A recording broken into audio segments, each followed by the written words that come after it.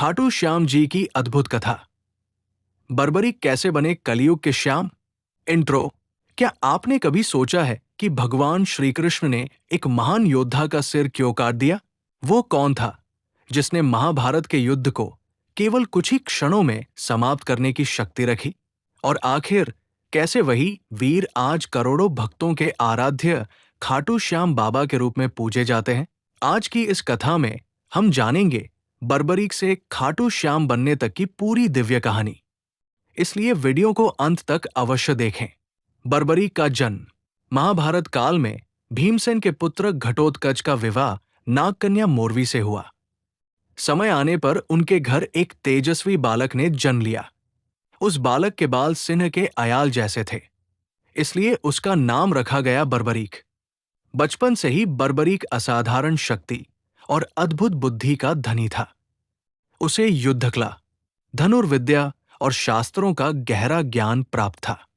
लेकिन उसकी सबसे बड़ी विशेषता थी दया और धर्म के प्रति अटूट समर्पण। माता से मिला सबसे बड़ा संस्कार। जब बर्बरीक बड़ा हुआ तो उसकी माता ने उसे एक वचन दिलवाया। उन्होंने कहा, पुत्र, जीवन में चाहे जो भी परिस्थिति आए, तुम हमेशा हारने वाले और कमजोर पक्ष का साथ देना। बर्बरीक ने बिना एक पल सोचे ये वचन दे दिया। उसे नहीं पता था कि यही वचन भविष्य में उसकी सबसे बड़ी परीक्षा बनेगा। भगवान शिव का वरदान। बर्बरीक ने भगवान शिव की कठोर तपस्या की। उनकी तपस्या से प्रसन्न होकर भगवान शिव ने उसे 3 अमोघ बाण प्रदान किए। इन 3 बाणों की शक्ति इतनी अद्भुत थी कि पूरी सृष्टि में उनका कोई मुकाबला नहीं था। पहला बाण उन सभी लक्ष्यों को चिन्हित कर देता जिन्हें नष्ट करना हो। दूसरा बाण जिन्हें बचाना हो उन्हें सुरक्षित कर देता। और तीसरा बाण पहले बाण द्वारा चिन्हित हर लक्ष्य का नाश करके वापस तरकश में लौट आता। इसी कारण बर्बरीक को 3 बाणधारी कहा जाने लगा। महाभारत का युद्ध। जब महाभारत का युद्ध आरंभ होने वाला था, तब बर्बरीक भी युद्ध देखने और भाग लेने निकल पड़ा।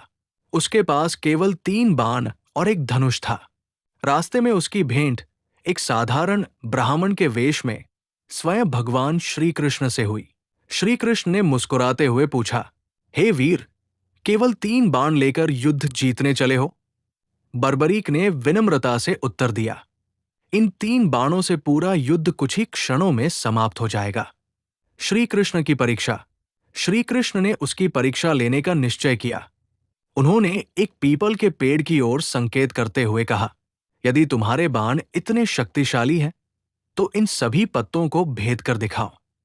बर्बरीक ने ध्यान लगाया और पहला बाण छोड़ दिया। बाण बिजली की गति से पेड़ के चारों ओर घूमने लगा। श्री कृष्ण ने एक पत्ता अपने पैर के नीचे छिपा लिया, लेकिन वो बाण उनके चरणों के पास आकर घूमने लगा।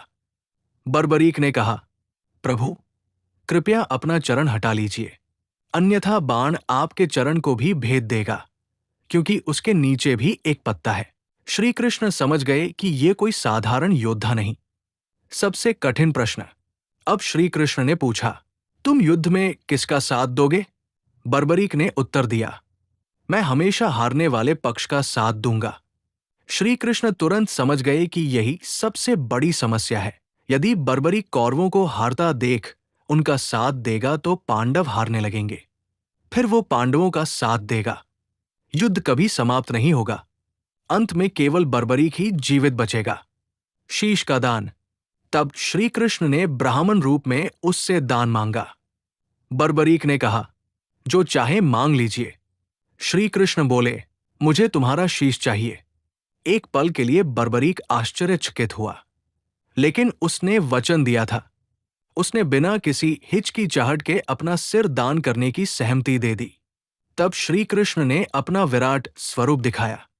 बर्बरीक भाव विभोर हो गया। उसने हाथ जोड़कर अपना शीश प्रभु को अर्पित कर दिया। अंतिम इच्छा।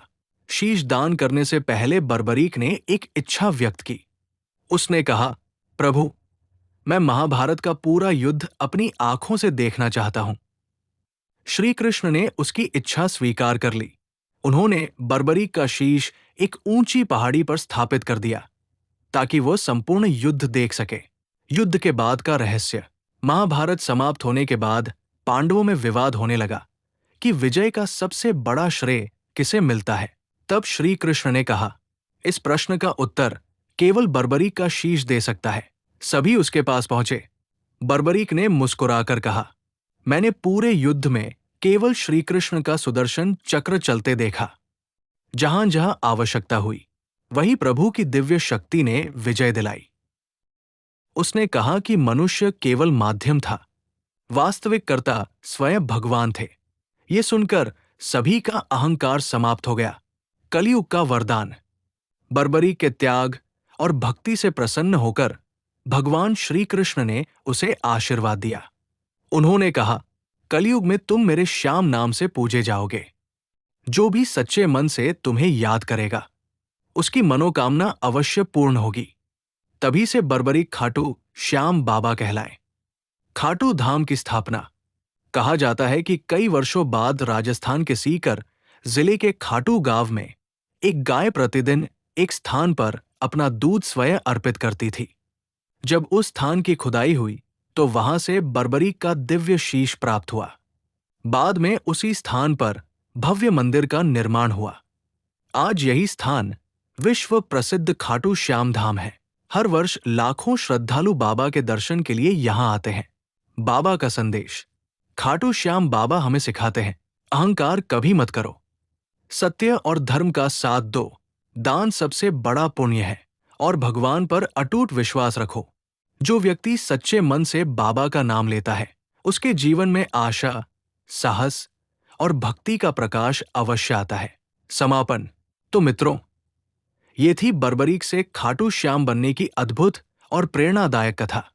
त्याग, वचन, भक्ति और समर्पण की ऐसी मिसाल संसार में बहुत कम देखने को मिलती है। यदि आपको ये कथा पसंद आई हो तो वीडियो को लाइक करें, अपने परिवार और मित्रों के साथ साझा करें और कमेंट में श्रद्धा से लिखें, हारे का सहारा बाबा श्याम हमारा। जय श्री श्याम।